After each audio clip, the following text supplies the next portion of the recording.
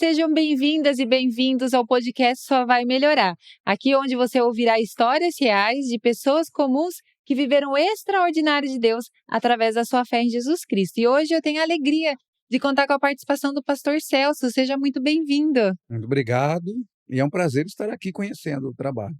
O prazer também é todo nosso. Estamos muito felizes de você ter aceitado o nosso convite. O pastor Celso é casado com a pastora Rose há 26 Há anos. 26 anos. Completaram recentemente a bodas de prata.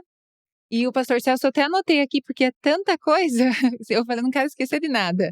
O pastor Celso trabalha com o Ministério de Capelania em hospitais, já trabalhou, cadeias, presídios, casa de recuperação, na FEBEM, pessoas em situação de rua, Natal Solidário. Então, são muitas atividades, um ministério muito abençoado por longos anos já. Foram várias situações e trabalhos que Deus nos conduziu para a gente realizar. E todos eles foram bem-sucedidos e a gente aprendeu muito, né? Foi uma bênção tremenda. Não me Realmente. arrependo de nada. Nossa, é muito Graças a aprendizado Deus. mesmo. E hoje ele está aqui para compartilhar uma parte, do testemunho, como a gente comentou, precisa da parte 2 também, da parte 3, porque tem coisa para compartilhar. Estamos entrando na parte 1. Isso, a primeira parte, então, do episódio do pastor Celso. Então, nesse episódio 22, então nós queremos ouvir o seu testemunho, pastor Celso. Bom, eu me converti novo com 18 anos e a minha conversão foi algo tão tremendo, tão gostoso, tão maravilhoso, porque eu eu não era evangélico, eu era um católico não praticante, e eu tinha um irmão que esse irmão se converteu, o que dava mais trabalho, que arrumava mais confusão, e de repente ele mudou. Ele começou a ter um comportamento diferente, ele começou a passar noites fora de casa, assim, muitas vezes perguntava, ele estava em vigílias orando, muitas vezes ele estava em casa, era do café, não tomava café, almoçar, não almoçava, dizia que estava jejuando, e houve uma mudança. E aí então, ele começou a me convidar para ir para a igreja, visitar a igreja, participar da igreja, e eu pensei: para ele parar de me encher o saco, eu vou na igreja assistir o culto. E eu fui. E eu gostei, achei muito gostoso, achei muito alegre, muito divertido, muito bacana. E só não entendi as coisas que aconteciam lá no começo. Uma hora as pessoas estavam sorrindo, outra hora estavam chorando. E quando eu voltei, meu irmão perguntou o que eu achei. Eu falei: achei legal, bacana, só eu não entendi aquelas línguas, não entendi por que as pessoas choram por que uma hora elas estão sorrindo. E aí ele me disse que elas choravam porque sentiam a presença de Deus e se emocionavam. E eu falei: "Mas eu não sei orar". Ele falou assim: "Não, que era orar era conversar com Deus como a gente conversa com um amigo, com uma pessoa íntima da gente, que a gente começa a que se abre, que a gente conta um problema". E ele falou assim: "É desse jeito". E ele falou assim: "Olha, se você fecha os seus olhos e você conversa com Deus e imagine Jesus, Deus, da forma como você, acha, da forma como você o vê". E então eu imaginava o Jesus como, da forma assim como da época da Paixão de Cristo, passava na televisão, onde a família se reunia, todo mundo na sala da casa, para assistir com a mãe, com o pai, com a família toda reunida, a Paixão de Cristo. E eu lembrei do Jesus assim, um Jesus fazendo e operando milagres e um Jesus morrendo e sofrendo. Só que na ocasião, eu fechei os olhos, vi um Jesus sofrendo por mim, morrendo por mim, só que eu não pedi para ele fazer aquilo por mim. E eu não fiz nada para ele fazer aquilo por mim. E eu me senti em débito com Deus. Foi então que o pastor fez um apelo e aí eu levantei a mão e fui até lá à frente e entreguei a minha vida para Jesus. E eu senti como se tivesse saído alguma coisa de cima da minha cabeça, do meu ombro, um peso, e me senti leve e uma alegria tomou conta de minha vida. Glória a Deus. E daquele dia em diante começou a mudar. E aí logo após uns 5, 6 meses eu me batizei e um mês depois, aí Deus me levou para começo de um ministério, de um trabalho de capelania, de visitação em hospital, e aí então eu fiquei 17 anos nos hospitais fazendo visita para as pessoas enfermas, doentes. Ah. E foi algo tão tremendo, tão maravilhoso, porque, a princípio, eu comecei visitando um senhor no hospital, antigo hospital que algumas pessoas conhecem, outros não, em Sorocaba, que hoje chama-se Policlínica, mas antigamente chamava Hospital São Severino. E o São Severino era que nem hospital regional, ele tinha visita todos os dias. E o tio de uma amiga minha estava internado e ela me pediu para ir orar por ele. Nós trabalhávamos juntos, então ela pediu para mim orar por ele. Eu falei que ia, mas ao mesmo tempo pensei: "Meu Deus, eu não sei orar nem por mim, eu vou lá orar por ele? Uhum. Eu só tenho 6 meses na igreja". Mas daí eu peguei e fui. E cheguei lá, conheci ele, o nome dele era Seu Albertino, ele estava cego, surdo, paralítico, desgaste no osso da espinha e diabetes alterada. E fiquei uns 2, 3 meses visitando aquele homem todos os dias. Eu ia, lia a Bíblia e saía. E eu não orava, eu tinha vergonha. E isso ficou durante esse período. Daí um dia ele me chamou: "Moço, os outros vêm aqui ler a Bíblia e oram, você não ora não?" Eu falei: "Eu vou orar". E eu comecei a orar por ele e comecei a me soltar. E aí depois de um tempo, não tinha mais o que fazer com ele, o médico o liberou, mas ele me chamou e falou: "Moço, o tempo que eu fiquei aqui, você me ajudou tanto, tem tanta gente aqui precisando, continua vindo aqui". Eu falei: "Tá bom, seu Albertino, eu vou continuar vindo". Ele foi embora, a família me procurou depois, eu continuei indo visitando em casa durante 1 ano. Esse Uhum. período de 1 ano ele abriu o coração para Deus, para Jesus, se entregou para Jesus, batizou e partiu. E eu continuei no hospital, daí não parei mais, aí eu já não estava mais só no São Severino, aí eu estava na Santa Casa, Regional, Leonor, Hospital Modelo, Samaritano, e chegou um ponto que eu já não estava mais somente em Sorocaba, eu estava indo até em outros hospitais quando me procuravam e me pediam, eu Olha estava só. indo até, em São Caetano do Sul, no HC, em São Paulo, onde me pediam: "Ah, dá para você orar para um parente meu, um familiar meu em tal lugar", eu pegava e ia. Uhum. Não parei mais, mas ao mesmo tempo, começou a acontecer, a vir as dificuldades, as lutas, as barreiras, eh, porque o hospital é um dos lugares onde existe uma opressão muito grande, um peso muito grande espiritual, porque dentro do hospital, você não vai entrar no hospital, dificilmente você vai encontrar as pessoas alegres, felizes. Você vai encontrar 99% das vezes as pessoas tristes, com dor, com autoestima baixa, sem esperança, sem Uhum. fé. Tanto é que tinha vezes que eu me preparava muito antes de ir para o hospital. Eu Aham. tinha um período de ler a Bíblia, de orar, de pedir para Deus me dar direção, me abençoar as pessoas que eu ia conhecer. E mesmo assim, quando tinha vezes que eu chegava no hospital, eu entrava no hospital e não conseguia entrar nos quartos. Eu sentia uma barreira. Aí eu ia na onde era o berçário, ficava olhando para as crianças lá, recém-nascidas, mas ao mesmo tempo, para as pessoas eu estava olhando as crianças, mas para mim eu estava ali orando, em Uhum. espírito, pedindo para que Deus quebrasse aquelas barreiras e eu pudesse entrar nos quartos. E quando eu conseguia entrar num quarto, daí parecia que a barreira quebrava e eu entrava conseguia entrar em qualquer outro quarto. Olha só. E aí tinha outras dificuldades, que daí eu muitas vezes eu entrava num quarto e eu fazia e sempre fiz um trabalho diferente das outras pessoas.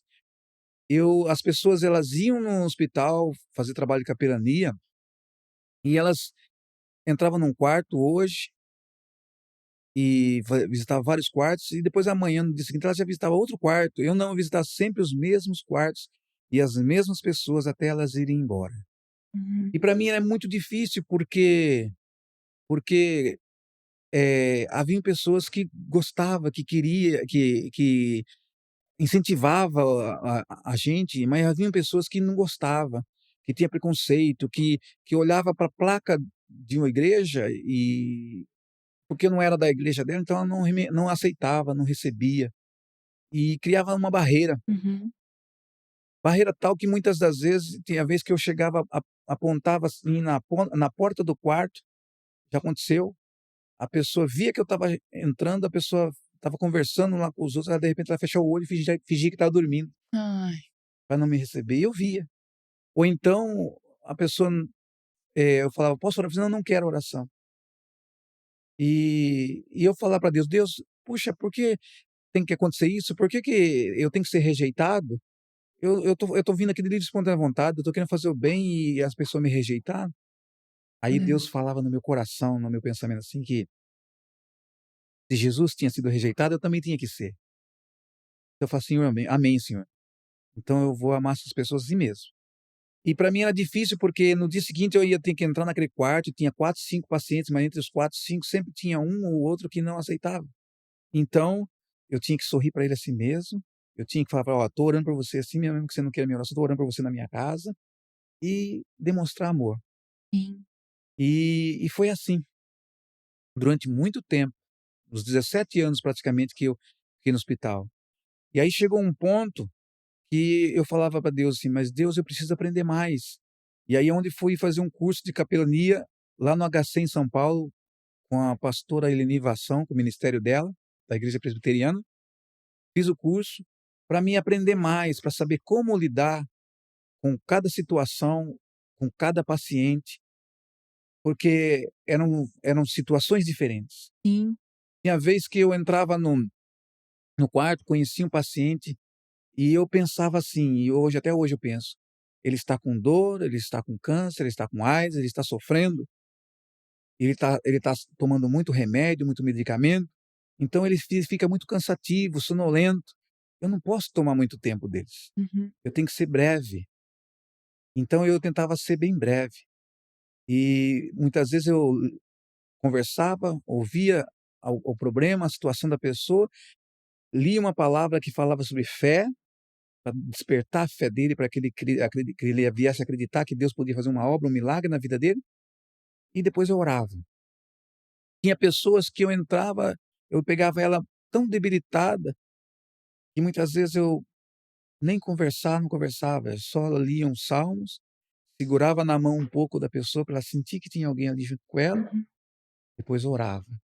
Então, eu fiquei, muito tempo, né, assim, fazendo os trabalhos assim.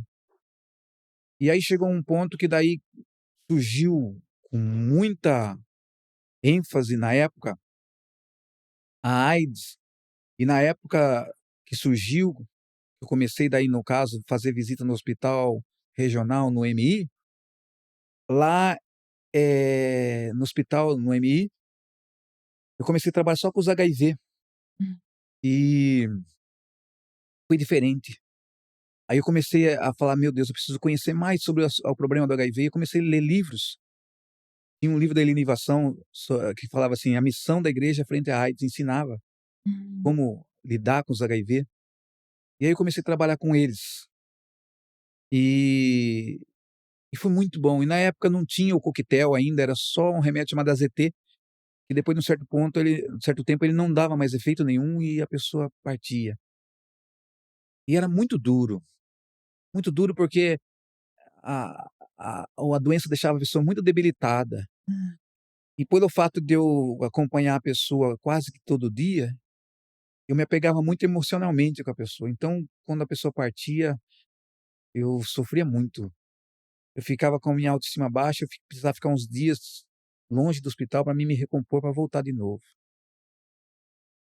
Mas, também aconteceu experiências tremendas.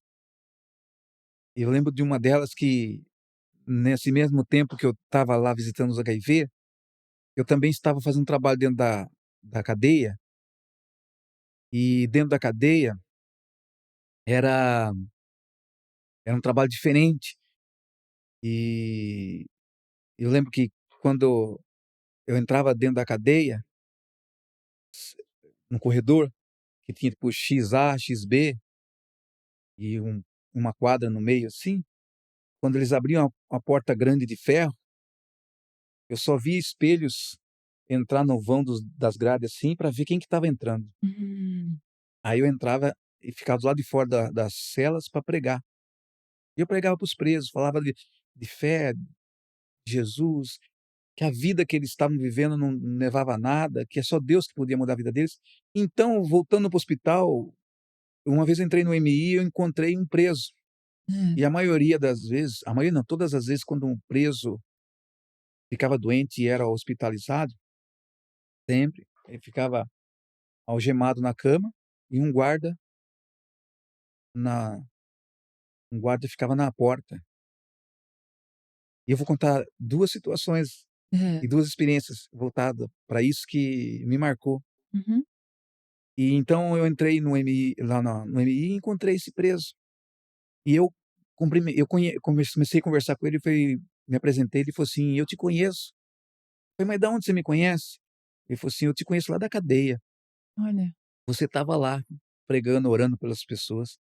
Eu falei: "Puxa, eu não lembro de você, era 400 presos lá, era muita gente". Daí eu falei: "Como é que você tá?". Ele falou: eu tô aqui, né". Daí eu comecei a falar para ele de Jesus, de Deus, da palavra, do amor de Jesus.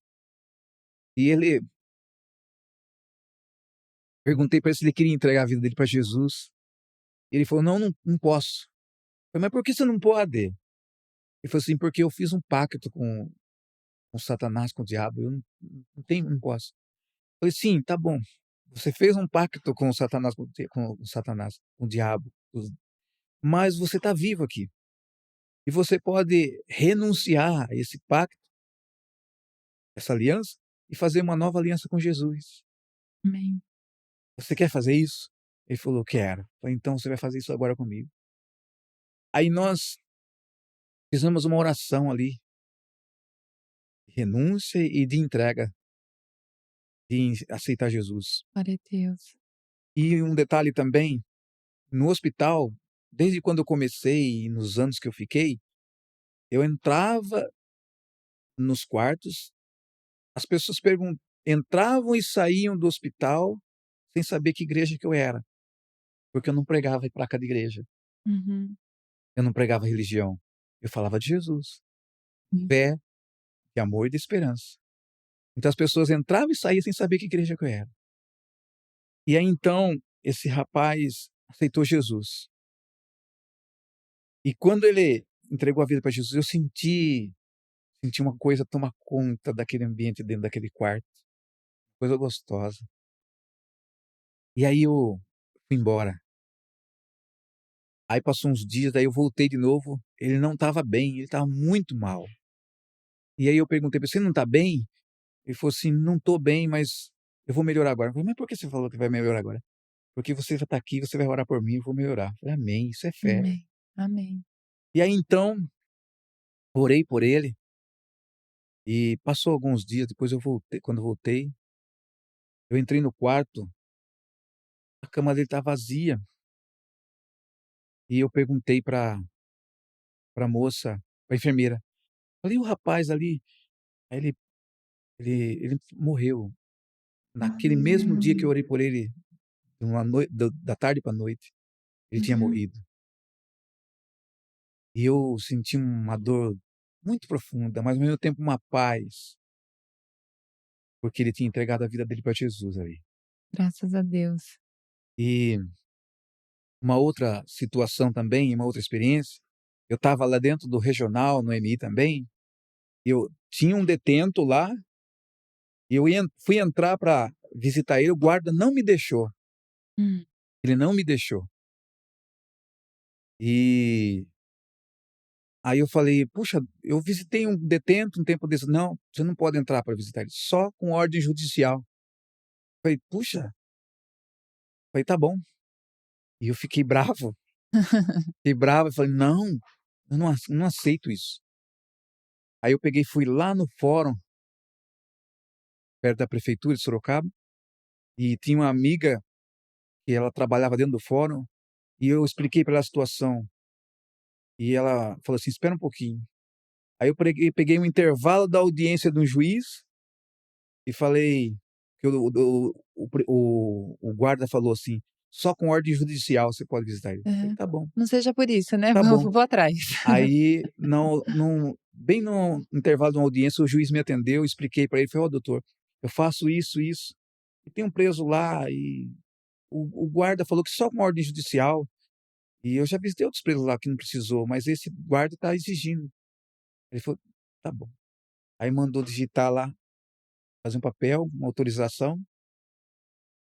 Aí eu cheguei lá pro guarda, falei: "Tá aqui, ó, a ordem judicial". Hã. "Ah, você pode entrar então". Aí entrei, visitei o detento, conversei com ele, falei da palavra, orei. Ele entregou a vida dele para Jesus. Foi uma benção, foi gostoso. Aí quando foi Benção na outra mesmo. semana, ou mesmo na semana que eu voltei, eu entrei, ele já sabia que eu tinha autorização, entrei. Aí a outra detenta no outro quarto que ela tinha não tinha vol tinha apare por aqueles dias ela tinha sido Uhum. internada. E ela pedia para mim ir lá, orar por ela, que chamava, e eu falei para ele assim: "Posso orar por ela?" Ele falou: "Não, Não você tem deixa. ordem só para visitar isso". Eu falei: "Tá bom, tudo bem". Aí eu peguei, dobrei o joelho em casa, no monte onde eu orava, e comecei a orar: Deus, muda o guarda, muda o guarda, muda o vigia lá". Fiquei orando uns dias, aí quando eu cheguei no no no MI, no quarto para visitar o rapaz que eu tinha autorização, Aham. mudou o guarda. Aí eu falei: "Ó, tô com autorização, vim visitar ele aqui". Daí eu falei para ele, daí eu falei para ele assim: "E eu posso orar por ela também?" Era uma presa, uma detenta traficante. Ele falou assim: "Pode, Olha só. pode", e daí ele me chamou pelo apelido. Eu falei: "Como você sabe meu apelido?" Falei: "Eu sei seu apelido porque nós estudamos juntos no colégio. Deus colocou O um guarda guarda lá que me estudou comigo na escola, no colégio, que me conhecia conhecia". você. E ele falou assim: "Eu posso participar também da sua palestra?" Eu falei: "Pode". Olha só que Aí eu bênção. visitei o preso que tinha que visitar, e visitei a detenta também, E que até o estava ali. guarda E aí participou da e ela também aceitou Jesus. Então Deus colocou uma pessoa certinha ali, foi algo de Deus. exatamente. Uhum. Então foram 17 anos de bênção, de aprendizado, de lição, foi tremendo, foi Sim. maravilhoso. É o que E o que você falou, né, a importância de ter isso sempre, mas principalmente nesses trabalhos, é uma vida de oração, de jejum, de senão você não consagração. consegue, fazer um trabalho bem feito, não consegue, fazer uma coisa duradoura. Tem Uhum. que buscar muito, estar muito bem preparado, não somente espiritualmente, mas psicologicamente, em todos os emocionalmente, Sim. porque, a gente se apega muito e mexe muito com o emocional da gente. Outra coisa também que eu acho, e que eu aprendi também, dentro desse trabalho do hospital, eu eu nunca minha esposa sempre fala disso, eu nunca reclamo de nada, e nunca murmuro de nada. Muitas lutas nós já tivemos, muitos problemas nós já tivemos, muitas situações, dificuldades nós já passamos, e muitas vezes ela falava para mim, e eu falava para ela assim: "Ó, Deus proverá, Deus proverá". Por quê? Porque dentro desse lugar, desse ambiente, eu acho que todo mundo devia um dia, eh, ter uma experiência assim, viver isso, passar isso. Dentro desse lugar, dentro desse ambiente, ape eu aprendi a dar valor às pessoas, família, dar valor ao meu corpo físico, à minha vida, à minha saúde. Por quê? Porque eu conheci pessoas com câncer por causa de cigarro, morrendo, câncer na garganta, pulmão, Deus. eh, muitos dos HIV que eu conheci contraíram HIV através de relação sexual sem preservativo, e um contaminou o outro, ou então através de drogas injetáveis. Então, uma das maiores lições que eu aprendi foi a dar valor a coisas simples, família, Uhum. dar valor ao meu corpo físico, à saúde, dar valor à vida. Mente. E outra coisa que eu aprendi é você amar as pessoas incondicionalmente. Então lá eu aprendi a amar aquelas pessoas. Se elas me aceitavam, eu amava, se elas não aceitavam, eu amava do mesmo jeito. Como Jesus falou: "Amar o teu próximo, como a Exatamente. ti mesmo". Então, foram lições que eu aprendi. E sem falar de que, a gente vê milagres. E eu penso assim, que o maior de todos os milagres não é a cura de um câncer ou da AIDS. Eu já vi. Eu vi pessoa ser curada dentro do hospital, eu vi pessoa se liberta. Mas o maior milagre é a pessoa entregar a vida dela para Jesus e ter certeza da sua salvação. É a salvação. Porque se ela partir, ela parte para a glória. Sim. Agora a pessoa ser curada, vou citar um exemplo, também dentro do hospital, e envolve também o presídio, É. os 2. Quando eu estava dentro do presídio, um preso um dia me procurou à parte e falou para mim assim: "Celso, irmão, eu tô com meu filho internado no hospital regional, tá muito ruim, muito mal, e eu queria que você fosse lá visitar ele e orar por ele". Eu falei: "Eu vou visitar ele hoje mesmo". Era um sábado, eu estava dentro do presídio. "Eu vou lá visitar ele hoje mesmo". Cheguei em casa, tomei um banho, troquei de roupa e fui para o hospital visitar ele. Cheguei dentro do MI do hospital, conheci um moço, o nome dele era Luiz Fernando, um jovem de 21 anos, um jovem muito bonito. Ele tinha 21 anos. Ele tinha contraído vírus através de droga injetável, se eu não me engano. O o pai dele era muito bem de vida, tinha casa na praia, tinha casas, chácaras, tinha casa, tinha muita coisa. E aí então, eh, eu visitei o Fernando, ele estava muito ruim, muito mal, ele não aguentava ficar em pé, não conseguia aguentava o peso do corpo dele. Meu Deus. E aí eu falei de Jesus para ele, ele abriu o coração e eu orei. Quando foi na semana seguinte ele tinha tido alta, estava em casa. Eu falei: "Deus, glória ao teu nome, obrigado". Fiquei feliz da vida. Uhum. E quando eu voltei para o presídio, o pai dele, nosso Deus, o pai dele não sabia o que fazer, o pai dele não sabia se me beijava os pés, as mãos, ele não sabia o que fazer. E o pai dele era uma pessoa muito inteligente, muito É. inteligente. E aí então, eu como eu me apeguei, eu comecei a visitar o Luiz Fernando em casa, Hum. e acompanhar, levei ele na igreja comigo, ele foi várias vezes. Mas daí, passou um tempo, eu comecei a fazer um curso de teologia, e esse curso era todo dia, então não dava mais para mim ter com muito contato, e eu me afastei um pouco. E aí, uma vez do nada alguém me procurou, não sei se foi o pai dele, não lembro quem me procurou, e falou assim que ele estava ruim, ele estava se drogando, ele tinha tido uma Olha. recaída, e ele estava se drogando de tal maneira que quando ele não achava mais as veias do braço, ele injetava no pé mesmo, na perna, onde ele achasse. Meu E muitas Deus. vezes ele estava trancado dentro do banheiro, tinha que estourar a porta do banheiro para tirar ele lá de dentro.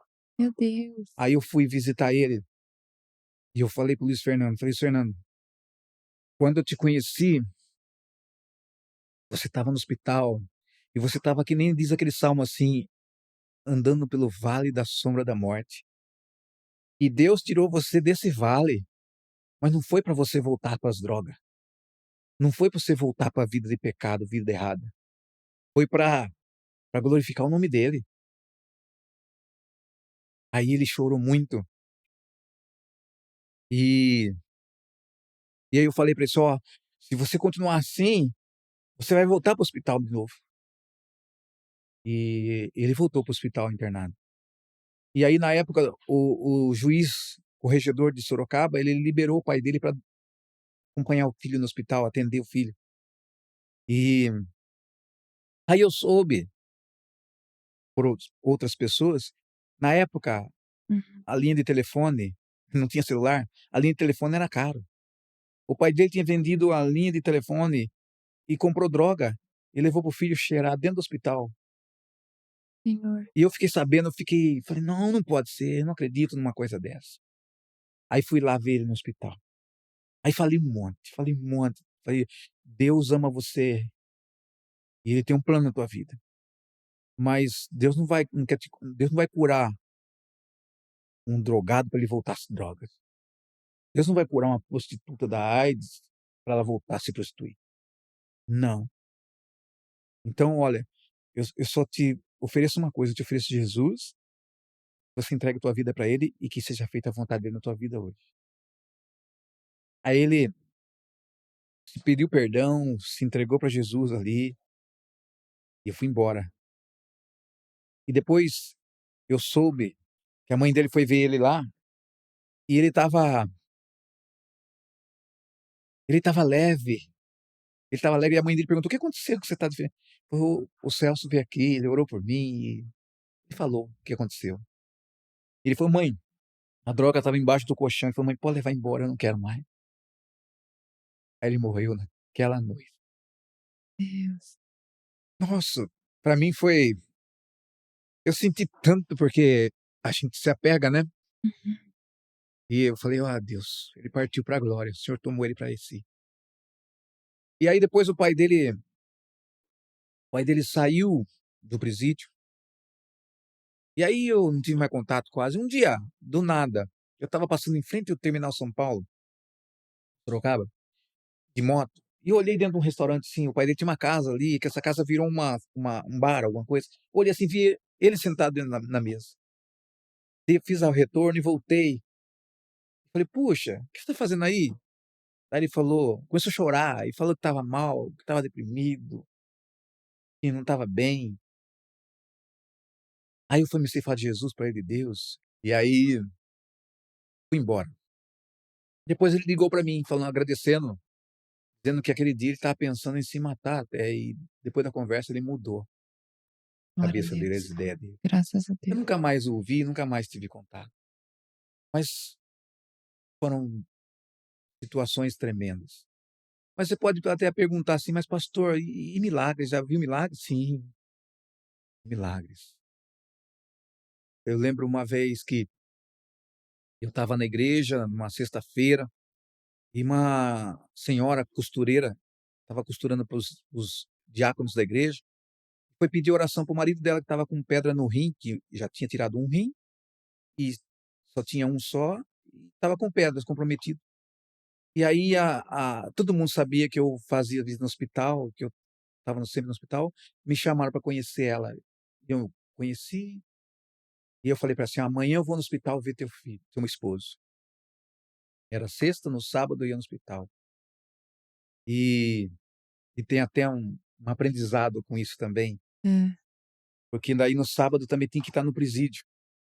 E na sexta-feira eu assisti o culto, tudo certinho, fui para casa, doi dormi uma noite tranquila, normal, mas no sábado de manhã, eu acordei como muita gente da igreja, ou sem ser da igreja, independente. Sim. Eu acordei nesse dia sem vontade de sair de casa, sem vontade de ver ninguém, sem vontade de conversar com ninguém, mas eu tinha compromissos no presídio, eu tinha compromisso com essa mulher, com o marido dela. Uhum. E eu, nas minhas orações ali, eu falei: "Deus, independente de como eu estou me sentindo, eu não aceito, porque a tua palavra diz que o Senhor veio para dar vida e vida com abundância. E eu tenho essa vida abundante em mim. Então eu não aceito esse sentimento de autoestima baixa, ou de querer não querer ver ninguém, não querer sair de casa. Independente de como eu estou, eu vou no presídio hoje. Independente de como eu estou, eu vou no hospital hoje." Então eu fui no presídio no horário do presídio que tinha que ir, de tarde, Aham. atendi lá, fiz o que tinha que fazer, depois fui para casa, tomei um banho, me troquei e fui para o hospital. E lá eu conheci o Luiz, e nós começamos a conversar, e ele falou do problema, da situação, que o médico não sabia o que fazer ainda, porque ele estava só com um rim, e a pedra era grande e o médico não sabia o que fazer ainda. E aí eu li uma palavra de Isaías 53, versículo 4, que fala que o Senhor Jesus tomou sobre si nossas dores e carregou nossas enfermidades. E perguntei se ele acreditava naquela palavra. Eu creio. Então, nós vamos orar. Aí nós oramos e eu fui embora. Naquele dia mesmo, o médico passou na visita periódica dentro do quarto, e ele conversou com ele perguntou ao médico se dava para fazer mais alguns exames. E o médico falou: "Não, já fiz exame, nós." Aí ele convenceu, o médico fez exames. Quando foi no domingo, na visita periódica de novo, o médico chegou lá no quarto, chamou ele: "Vem cá, seu Luiz". E levou ele para uma sala e mostrou o exame, a chapa nossa. Falou assim: "Ó, a pedra sumiu, não tem mais nada". Glória a Deus. Aí deu alta para ele. Aí ele foi Graças para a a Deus. igreja, se converteu ele, a família inteira. Que E bênção. e eu falei para ele, eu falei: "Amém, irmão, você teve fé, a sua fé te curou".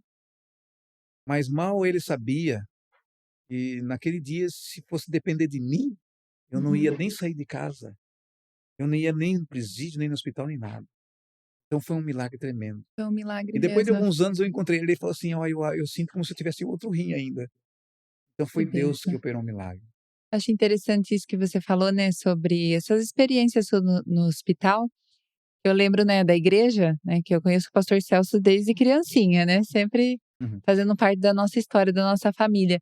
Eu lembro de uma vez que no culto você falou sobre que no comecinho, quando você começou a participar da visita no hospital, Trabalhos.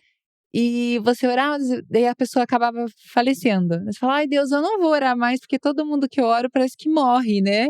Então a gente consegue ver nessas experiências, né, que é como a gente fala mesmo, que é o maior milagre, ele é a salvação. Então a gente não entende o plano de Deus, né, porque uns ele salva e leva para ele, outros ele cura e as pessoas continuam aqui vivendo, né, a sua vida e o propósito. Então acho que É. até para as pessoas ouvirem isso mesmo, né, porque a gente acha que a gente vai orar, todos serão curados, né.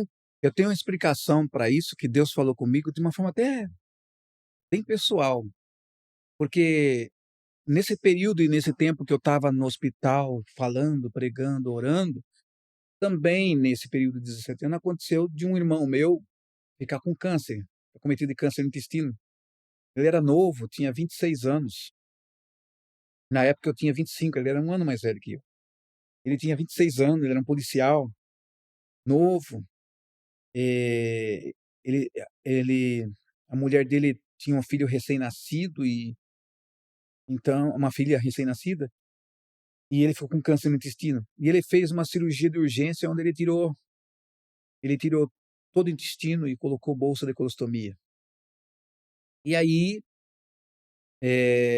ele ficou afastado, aí ele começou a se tratar, e aí ele começou e e também quando ele fez a cirurgia, o médico chamou a família sem ele saber e falou assim: "Ó, o problema dele é sério, tá tomado todo o intestino e ele tem só 2 meses de vida". Aí eu na minha fé, na igreja que eu participava, na quadrangular, minha mãe na Assembleia de Deus e muitos irmãos e outras igrejas, começamos a orar, fazer campanhas de oração e correndo de oração para Deus agir na vida dele, contando os dias. Aí nós começamos a contar, foi uma semana, 15 dias, um mês, 2 meses, 3 meses, 4 meses, 5 meses, 6 meses, e o médico tinha falado que 2 meses, meu irmão estava lá. Bom, cada vez mais forte, cada vez mais bonito. Deu 8 meses, 9 meses, só que eu mesmo perguntava para o meu irmão assim: "Rubens, e aí, como é que você está?". "Eu estou bem, eu vou voltar a trabalhar, vou fazer uns bico". E não saía da boca dele graças a Deus eu estou bem. Não saía da boca dele graças a Deus eu estou vivo. Ele coração duro, pensava em trabalhar, trabalhar e ganhar dinheiro, e bico e trabalhar, materialista. Aí, quando deu 11 meses, a doença voltou com tudo e se alastrou. E aí ele foi internado no hospital da Polícia Militar lá em São Paulo, só que os médicos tinham desenganado, daí nós reunimos família e resolvemos não deixar ele morrer sozinho. Aí eu fui Hum. buscar ele lá em São Paulo, trouxe ele para casa, falei: "Se ele tiver que partir, ele vai partir aqui do lado de todo mundo". Uhum. E nesse período, meu irmão entregou a vida dele para Jesus. E toda vez que a gente orava por ele, eu orava por ele, ele falava assim: "Aleluia, essa fé que eu quero. Amém, essa fé que eu quero. É. Amém". Eu trouxe ele numa segunda-feira, quando foi aliás, numa terça-feira, quando foi na semana seguinte, de uma segunda para terça, ele partiu. Mas eu entendi algo que muitas vezes as pessoas hoje, muitas vezes têm dúvida e dificuldade de entender, que, puxa, eu estou orando para a pessoa partiu, ou eu orei, jejuei, eu fiz vigília, a pessoa partiu e tudo mais. Eu entendo hoje, como no caso do meu irmão.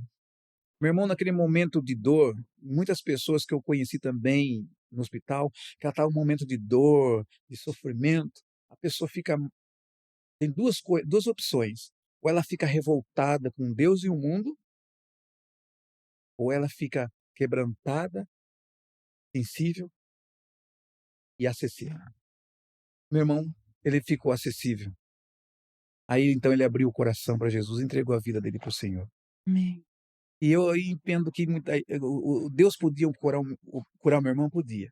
Deus Podia. podia fazer um milagre na vida dele? Podia. Eu creio, eu tenho fé, eu vi muitos milagres acontecer.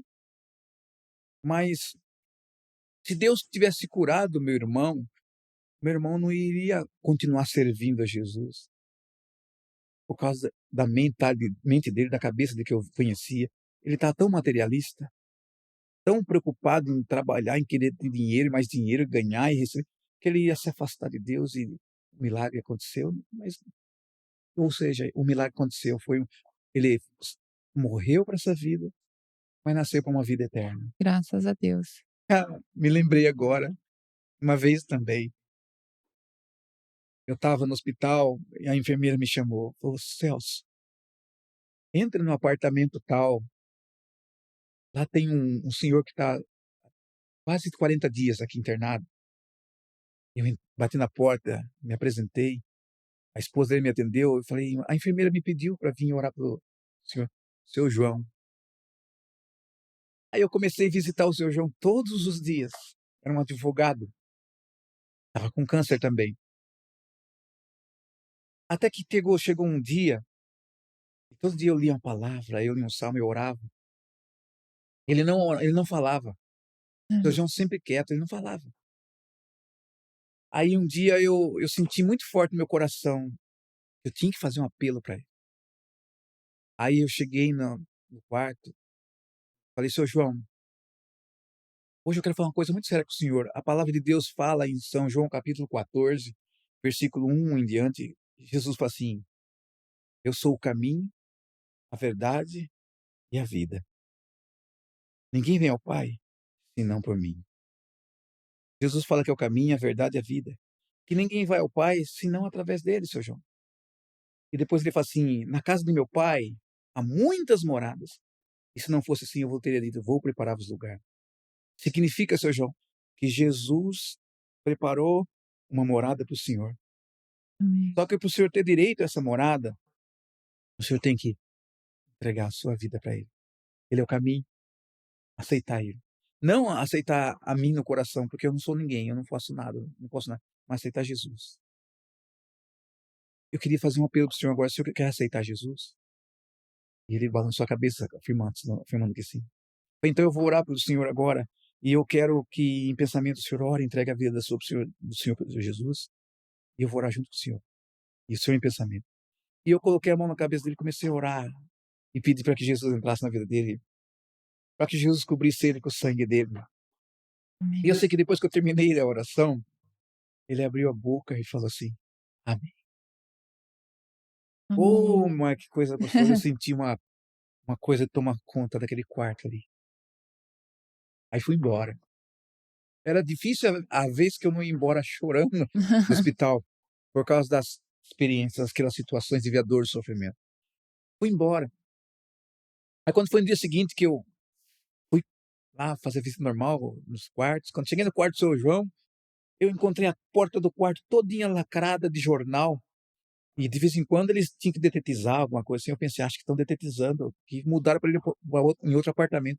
Aí fui perguntar para a enfermeira: "Não, ele partiu ontem, ele tinha morrido naquele dia mesmo, à tarde". Ah, Aí eu fui correndo para o Ofebas, ele estava no Ofebas. Cheguei lá, quando cheguei assim, aí aí eu percebi que muitas pessoas se levantaram e começaram a olhar para mim, e eu comecei a ficar com vergonha. Porque havia um comentário na família que tinha um moço que todo dia orava por ele, todo dia. Aí eu cheguei na esposa dele, comecei a conversar um pouco com ela. Ela falou o que aconteceu, que logo depois que eu saí, passou um tempo, ele morreu. E aí eu falei para ela assim: olha, o seu João morreu para essa vida, mas nasceu para uma outra vida. Amém. Então hoje eu entendo que o maior de todos os milagres não é a cura de um câncer, de uma AIDS ou de outro problema, porque o maior milagre é a salvação. É a salvação. Porque tem muitas pessoas que são curadas, Deus é glorificado, mas ela volta para a mesma vida errada. Então são coisas tremendas que aconteceram. Mas dentre essas, né, essas experiências teve um milagre, né, dentre os milagres que você pôde vivenciar, teve um Teve. milagre em especial, né, que até você destacou aqui, que nos faz lembrar lá do texto de Lucas 13, É, fala da cura de uma mulher num eu sábado. eu eu estava na igreja, e foram me procurar lá, para orar por um garoto de 7 anos, um menino, o nome dele era Jackson. Esse menino, segundo tinham falado para mim na igreja, ele estava com úlcera nos olhos. Toda vez que ele dormia, escorria sangue dos olhos dele.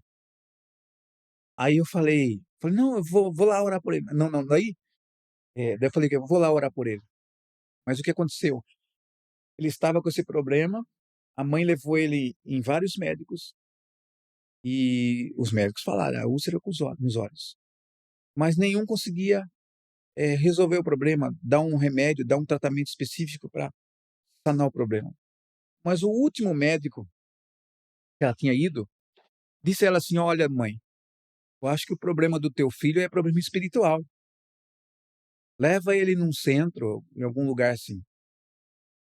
Aí ela soube que tinha um moço que ia nos hospital e nas casas fazer visita, falaram de mim para ela. Aí me mandou me chamar e foram na igreja atrás de mim. Daí eu falei: "Eu vou lá orar por ele". Era uma terça-feira à noite, depois do culto de oração. Aí eu desci, fui até o bairro, na casa onde eles moravam. Eles moravam num barraco. Era tipo um cortiço, assim, que tinha vários barracos, moravam várias famílias. Me lembro que eu entrei e ele estava deitado numa cama de casal, assim, do casal, e deitado. E aí eu comecei a conversar com a mãe, e a mãe começou a contar o que estava acontecendo. Aí eu falei para a mãe: "Mãe, eu vou falar 2 coisas para você, 2 palavras. A primeira palavra que eu vou falar para você, da Bíblia, é São João capítulo 10, versículo 10, que Jesus fala assim, que o ladrão não vem senão para roubar, matar e destruir, mas eu vim para que tenham vida e vida com abundância". Então Jesus veio para dar vida abundante. E o ladrão que ele está falando não é o ladrão homem, ele está usando uma ilustração. Esse ladrão que está falando é espiritual, é Satanás, o demônio. Ele vem para roubar, matar e destruir. Você liga a televisão, um jornal, agora você só vê desgraça. Morte, assassinato, roubo, roubar, matar e destruir. Quem que está agindo por trás disso? Aí, eu falei, então, ou o problema do seu filho, o problema do seu filho pode ser de ordem espiritual. Uhum. Falei, então, vamos ver, vamos orar.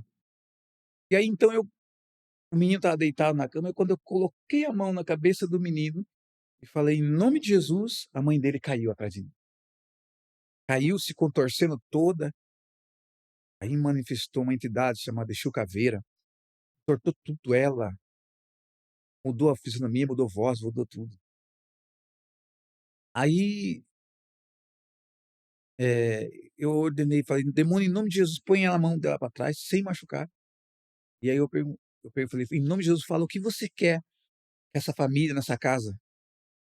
Aí, usando a voz daquela mulher, da mãe, ele falava assim, eu vou cegar ele, eu vou cegar ele. Eu falei, não, você não vai cegar ninguém aqui nessa casa. Em nome de Jesus, eu te ordeno, vai agora batendo retirada, vai saindo da vida dela, vai saindo agora dessa casa, em nome de Jesus. E depois que eu expulsou, em nome de Jesus, ela voltou normal. Daí eu falei para ela o que tinha acontecido. Daí eu peguei e falei para ela assim: "Você crê que Jesus operou um milagre na vida do teu filho?" "Eu creio". Falei: "Então vamos orar pedindo para que Deus coloque um anjo nessa casa Aí eu falei, o Salmo 91:11 fala sobre o anjo. Salmo 34, eu falei, aí nós oramos. E eu fui embora. Aí passou terça, passou quarta. Quando foi quinta-feira que tinha a reunião de jovens, culto de jovens na época, aí apareceu com o menino lá, bonzinho, sem Glória problema a nenhum, Deus, sem nada, totalmente curado, sem glória a precisar tomar Deus. remédio, sem nada. Daí eu peguei e falei para ela, mãe, você sabe o que o seu filho tinha? Ela falou, não. Pois eu vou falar para você na palavra, na Bíblia, o que o seu filho tinha. Em Lucas, capítulo 13, 13, versículo 10, né? versículo 10. Versículo 10, fala de uma mulher, ela tinha, ela andava curvada e não podia se endireitar. E quando Jesus estava vindo, ela foi até Jesus. Inclusive, a Bíblia fala que ela era Jesus chamada de filha de Abraão, ou seja, ela era uma israelita. E Jesus coloca as mãos sobre ela e ora por ela e ela se endireita. E aí, Jesus é questionado pelos fariseus, pelos religiosos, e ele fala assim: não convinha libertar uma filha de Abraão que estava aprisionada há mais de 18 anos por Satanás? Então eu falei para a mãe assim: mãe, você está vendo essa mulher? Ela tinha um problema físico, mas a causa era espiritual. Entende? Então ela andava curvada, era um problema espiritual ali, manifestava-se no físico, mas a causa era espiritual. É a mesma coisa do seu filho, mãe. Seu filho ele ia ficar cego. A causa era física, aliás, o problema era físico, mas a causa era espiritual. E depois eu não tive mais contato com a mãe. Depois de uns 5, 6 para mais anos, uns 8 anos depois, eu cruzei com ela de novo em um bairro da cidade de Sorocaba, em Vitória Regia. E aí eu perguntei para ela, e o menino e o Jackson? Está trabalhando, está moção, assim, essa. Graças a Então Deus, que foi bênção. um milagre tremendo que Deus operou na vida daquele menino. Milagre mesmo. Amém? Entende? Então Amém. são tantas coisas, tantas situações, experiências que Deus nos deu e nos proporcionou graça e entendimento para aprender e crescer mais na sabedoria ainda, que se ficar falando aqui vai ser, olha, vai virar a noite. Esse é um resumo só da primeira parte, né? E a gente espera voltar numa outra oportunidade e falar. Com E eu certeza.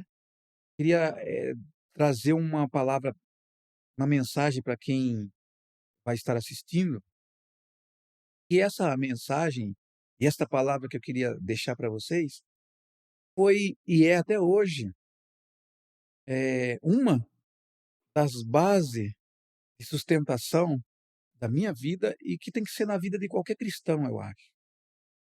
E o autor do livro de Hebreus fala assim que a fé é o firme fundamento das coisas que não se veem e a certeza e a prova daquilo que se espera.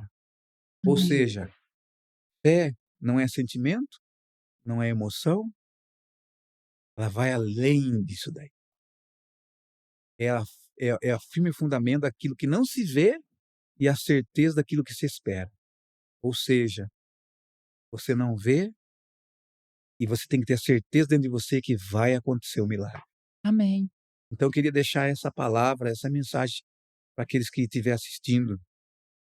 E fé todos nós temos. E, inclusive, até tem uma passagem na Bíblia que fala que quando Jesus estava no mar, e o mar agitado, e ele veio andando sobre as águas, e Pedro estava no barco, e Pedro perguntou para Jesus: se és tu, então permita que eu vá até de encontro a ti. E Jesus chamou ele: vem. Pedro foi. E de repente ele começou a se afundar, sentiu o vento, sentiu a brisa. E depois Jesus falou assim: homem de pequena fé. Então, fé todos nós temos. Então, existem pessoas de pequena fé, de grande fé e de muita fé. Qual é o tamanho da tua fé? Você pode ter uma fé pequena, como pode fazer com que ela cresça e se torne uma fé grande? Depende do quê?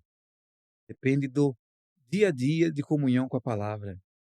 depende do dia a dia de comunhão com a igreja, de estar no culto, assistindo e ouvindo e recebendo a palavra. Então, é o que alimenta a sua fé? Não é a televisão, não é um passeio. O que alimenta a tua fé é a palavra, é a oração. Amém. As duas coisas que alimentam a fé. Então, você quer crescer na fé, quer ter uma grande fé, palavra e oração. Amém? Amém. Amém. Deus abençoe. Estamos muito felizes com a sua presença aqui no Só Vai Melhorar. Hum. Igual nós brincamos, né? Só um resumo e da primeira parte ainda que tem história para Nosso contar, Deus. né? Muito trabalho, muita missão. E dou graças a Deus pela sua vida, porque tem muitas coisas que eu vivo hoje no meu ministério que foi um aprendizado, né? Eu tendo sempre o pastor como um referencial também de homem de Deus, homem de fé, né? Como tanto nós falamos aqui.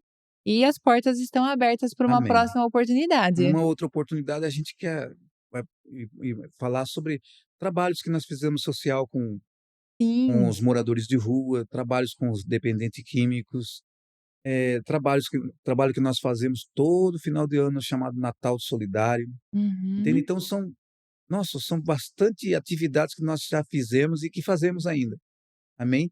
E Sim. que tem nos trazido muitas experiências gostosas que nos edifica e edifica também quem ouve, quem participa com a gente. Amém, amém. Nós falamos muito sobre fé dentro de todas essas histórias, né? A palavra de Deus diz que a fé é dom de Deus e a fé ela vem pelo ouvir e ouvir a palavra de Deus.